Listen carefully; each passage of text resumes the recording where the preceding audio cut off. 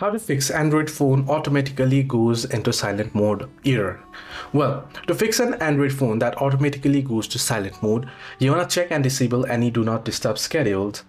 To do so, you want to head over to settings. Once under settings, you want to head into sound and vibration.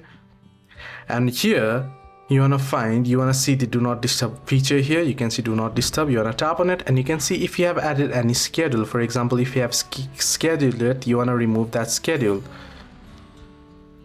So you can see here, you want to toggle this off. You can also tap and hold on it and then delete it.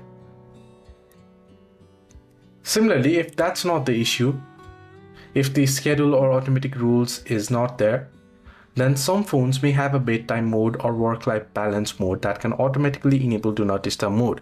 You want to check for it in the settings. So you can search for it in the settings and make sure it is turned off. And then make sure that your do not disturb is not enabled by yourself. And then proceed to restart it. Hope this video was helpful. Do like and subscribe.